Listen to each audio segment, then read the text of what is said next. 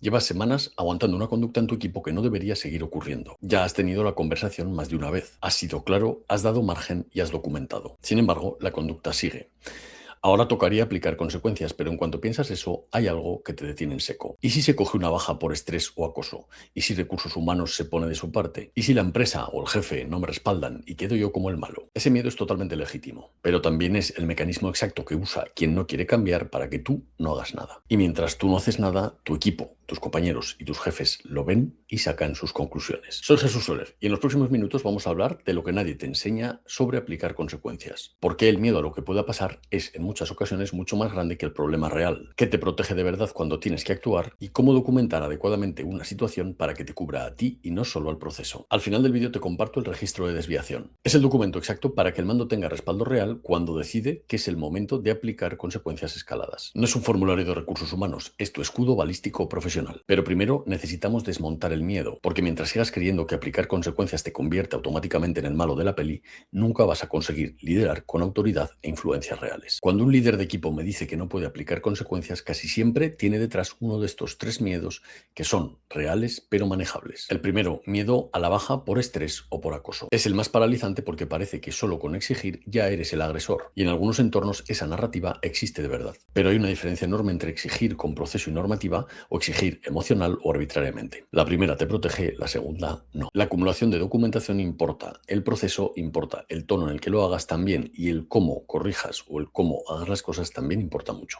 Si controlas estos cuatro aspectos, estás en terreno firme. El segundo miedo potente, que recursos humanos, tu jefe o la empresa no te respalde cuando empiezas a tomar medidas contra una persona. Este es muy legítimo porque a veces es real, pero tampoco nos dejemos llevar por experiencias del pasado para evitar actuar en el futuro. Hay organizaciones en las que el mando intermedio está solo cuando decide aplicar consecuencias, pero hay algo que cambia ese escenario radicalmente: llevar documentado todo el proceso. Cuando tú llegas a tu jefe, a recursos humanos o a la asesoría jurídica con datos reales de situaciones, de conversaciones, de conductas negativas sobre una persona y todo un proceso documentado que demuestra que hay un patrón, la conversación cambia mucho. No porque recursos humanos, el comité de empresa o la asesoría jurídica sean tu aliado automático, sino porque los hechos son mucho más difíciles de ignorar que las impresiones. Y recuerda el poder de la repetición. Una sola vez no va a cambiar nada. Muchos eventos repetidos en el tiempo, sí. Y el tercer miedo, y el que menos se nombra, el miedo a equivocarte, a que hayas interpretado mal la situación, a que tu consecuencia sea desproporcionada a la acción, o a que luego resulte que el problema eras tú. Este miedo habla bien de ti como persona. Significa que tienes conciencia y que no actúas por impulso. Pero si llevas semanas con la duda y la conducta no ha cambiado, en algún momento esa duda se está convirtiendo en una excusa. Y las excusas las paga tu equipo y las pagas tú. Y aquí te dejo un tip, un bonus adicional que te quiero introducir en este momento, y es: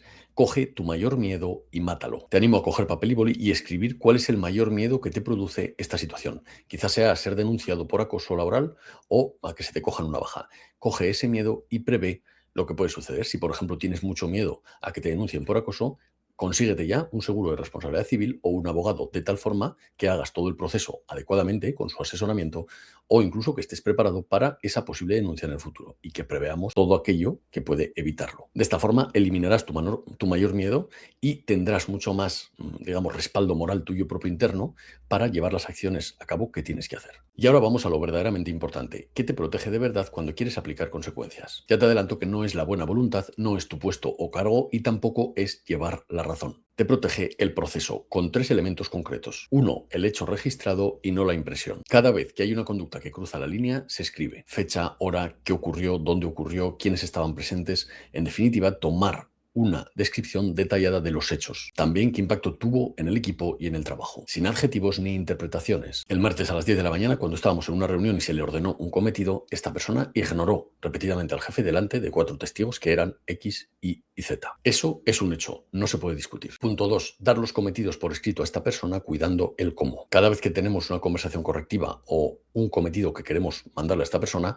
lo hacemos por escrito y cuidando mucho las formas y el cómo. Puede ser por email o por un mensaje un poquito más informal, pero en definitiva decirle: como hablamos hoy, lo que ha sucedido es esto, ha tenido este impacto y por tanto las acciones correctivas que me gustaría que aplicásemos son estas. Esta frase consigue dos cosas: cierra el debate de yo no sabía lo que se esperaba de mí y crea un rastro que no depende ni de tu memoria ni de la suya ni de interpretaciones que pueda hacer cada uno de nosotros. Y tercer punto, la consecuencia comunicada con antelación. Como ya hemos dicho en otros vídeos, no amenazamos, simplemente informamos y actuamos. O actuamos e informamos. Por ejemplo, ya hemos tenido esta conversación, no me gustaría tener que insistirte más en esto. Ya hemos hablado de esto con anterioridad, no me hagas ponerme en un plan que no quiero ponerme. Esta es la quinta vez que tenemos esta conversación. Si esto sigue así, voy a tener que tomar otras medidas porque estás ignorando permanentemente lo que te digo. Cuando eso está dicho, registrado y la conducta se repite, la consecuencia ya no es una sorpresa ni una represalia, es la aplicación de lo que ya se sabía. Esto es lo que distingue una decisión de mando de una reacción emocional. Y ahora vamos a por las 3 fases de la consecuencia escalada. Una de las preguntas que más me hacen mis clientes es ¿cuándo es el momento de escalar? ¿Cuándo dejo de hablar y empiezo a actuar con consecuencias reales? Mi respuesta es siempre la misma. No depende del episodio, depende del patrón. Un episodio aislado se corrige hablando. Un patrón que se repite después de conversaciones habladas, registradas,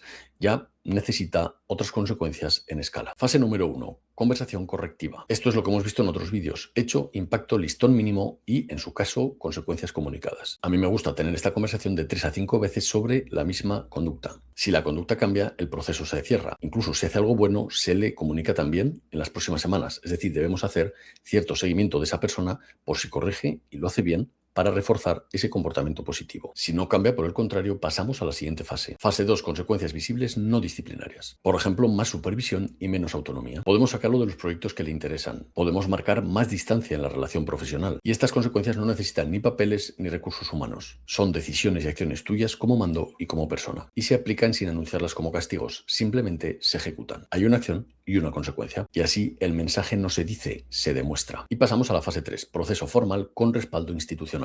Aquí sí que entra recursos humanos, tus jefes, el registro oficial y las advertencias escritas. Para llegar aquí con autoridad moral, debemos haber hecho las fases anteriores con registro y con precisión. Si llegas a recursos humanos o a la asesoría jurídica o incluso a tus propios jefes sin datos, sin documentación, sin conversaciones registradas, sin eventos o acciones que también hemos registrado, partimos de una clara desventaja. Si llegas con el proceso documentado desde el principio, estás en terreno firme aunque la empresa o la organización no sea tu aliada natural. Y sé exactamente lo que estás pensando ahora. Jesús, esto está muy bien, pero mi empresa no funciona así. Mi jefe no me va a respaldar, existen los sindicatos o recursos humanos siempre se pone del lado del trabajador. O incluso el proceso es tan lento que cuando llegue a algún lugar ya me habré quemado. Puede que tengas razón en parte. Hay organizaciones en las que el mando intermedio está estructuralmente solo. Pero también hay 3 cosas que siempre están en tu mano. Una, construir el rastro. No para ganar un juicio, para tomar decisiones con tu conciencia tranquila. Asegurarte de que hiciste el proceso correcto. Para que cuando llegue el momento de tomar medidas, no llegues a esas conversaciones o negociaciones con las manos vacías. Segunda, la acumulación y el poder de la repetición. Un hecho aislado se puede ignorar o despreciar.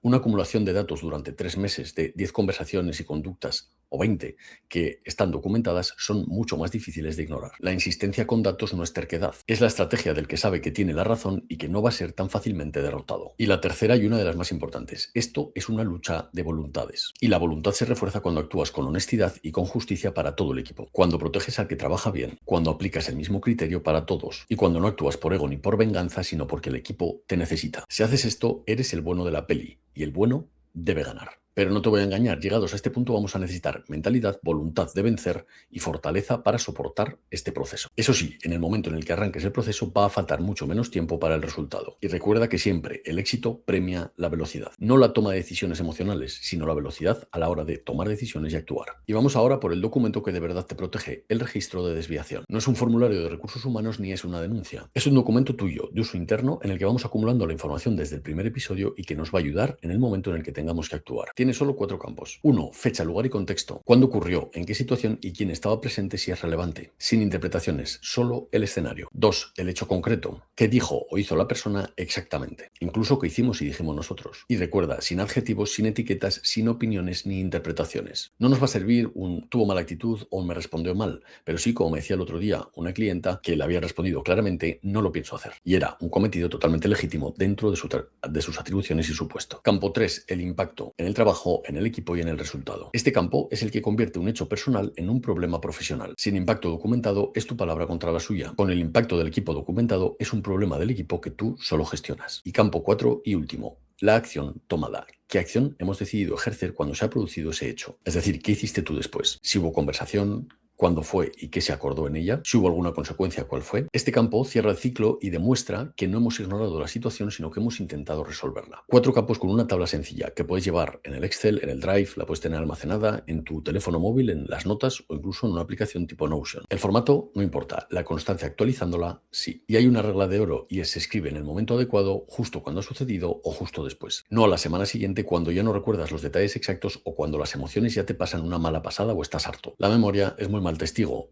el documento no. Y 2 consideraciones muy importantes: si estás muy enfadado o muy activado emocionalmente, deja que pase un rato para construir eso en frío, pero no dejes 2 días, deja un rato hasta que se nos pase la activación emocional. Como elemento adicional podrías incluir una columna adicional que usamos mucho los militares, que es el Commander Assessment, ¿vale? O sea, la asesoría del jefe que ha estado ahí a pie de calle en la zona para evaluar la situación. Es básicamente la impresión del jefe. Ahí puedes meter algunas impresiones explicadas de la forma más objetiva posible. Por ejemplo, hizo esto con una actitud clara de ira o con gestos de desprecio. Aunque sean impresiones, si tenemos documentado lo más objetivo posible la acción y además incluso tenemos testigos, puede respaldar mucho nuestra propuesta o las decisiones que queremos tomar. Si ahora mismo tienes una de estas situaciones en tu equipo que has estado postergando, si tienes una persona difícil, alguien contra el que quieres tomar medidas o sabes que deberías estar aplicando consecuencias, pero no sabes claramente cómo hacerlo y necesitas que alguien se ponga a tu lado para hacerlo, te voy a dejar abajo un formulario que leo personalmente.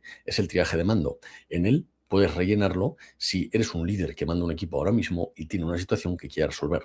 Pero obviamente es para personas que están dispuestas a invertir en ellos mismos para conseguir solucionar sus problemas de liderazgo. Como te digo, es un formulario totalmente privado que no se va a compartir en ninguna parte y que leo personalmente. Si veo que puedo ayudarte, en un plazo de 48-72 horas te escribiré para que hablemos. Si todavía no es tu momento, pero quieres estar al tanto de todo lo que hago, puedes visitar jsolerm.es y suscribirte a mi lista de correo al final de la página. Ahí te comparto 3 ángulos semanales para liderar mejor que no comparto en ninguna otra parte. También, a partir de ahora, voy a incluir un caso real semanal para que veas cómo se han resuelto ciertas cosas en equipos reales. Ya sabes que cero humo y totalmente prácticos. Y una cosa más: si todavía no te has suscrito o no me sigues en este canal, hazlo ahora, porque si no, con la agitación de las redes es muy probable que nunca vuelvas a verme o escucharme.